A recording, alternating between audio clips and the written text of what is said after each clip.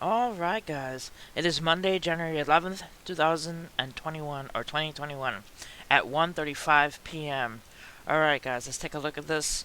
We have the National Data Buoy Center having three buoys off the coast of Washington, Oregon, and California being active. I do not believe that there's a tsunami coming. I just believe that these three buoys are just going off for some reason. They're in event mode. I haven't heard anything from Tsunami Center saying that there's a tsunami, but they are in event mode. So if you live in Washington, California, or Oregon, or even Alaska, no, excuse me, Alaska, Canada, up here in this region right here, just be aware that these buoys are going off. So just keep an eye out, be aware of that. Alright, next. An explosion rips through gas pipeline in Ukraine. Second major accident on the country's trunk lines in the last 4 months, but authorities continue to rule out any external interference. A major explosion as a trunk gas pipeline in Ukraine has left customers in Poltava region of the country without gas supplies. Russia's gas exports to Europe, however, remain unaffected by the blast, as Gazprom had already cut its export flows from across Ukraine from January 1st. The accident occurred around noon on January 9th at a segment of strategic Uruguay primary Uzhgorod pipeline. I apologize if I pronounce that wrong. I don't really speak Ukrainian. Authorities identified a leak as the primary cause, dismissing suggestions on any external interference. So, a pipeline exploded, they're ruling out external interference. Alright, guys, next. Washington Monument closes through Biden's inauguration due to credible threats. D.C. Mayor Muriel Bowser calls on National Park Service to revoke permits for gathering around inauguration. The National Park Service said Monday it is suspending tours of the Washington Monument until January 24th or longer due to credible threats from groups involved in the violence of the Capitol on January 6th. The temporary closures will include National Park Service public facilities. Well, before Sorry about that. The temporary closures will include National Park Service public facilities, parking areas, and roadways.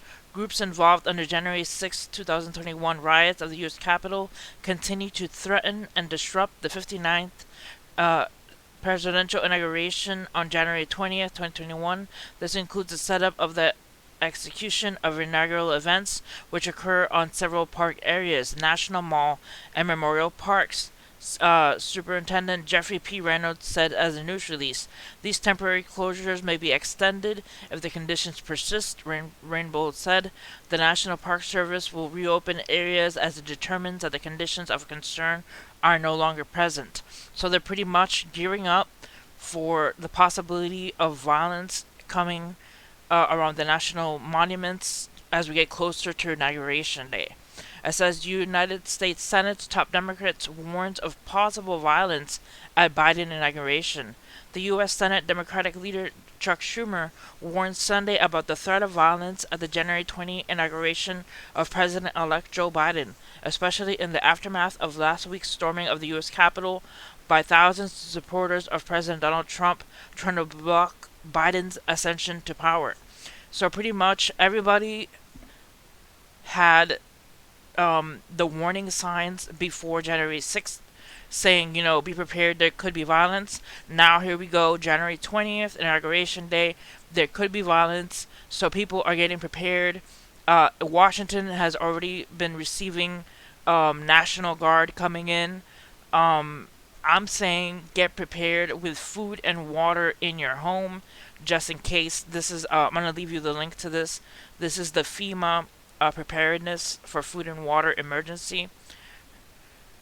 Let's scroll down and see what it says here. It says, if an earthquake, hurricane, winter storm, or other disaster strikes in your community, you might not have access to food and water or electricity for days or even weeks.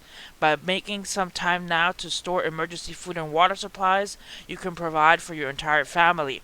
I'm going to leave this PDF that tells you things about emergency food, preparing emergency food supply, so you guys can have that with you just in case if you need a plan on how to prepare for having stocked up food.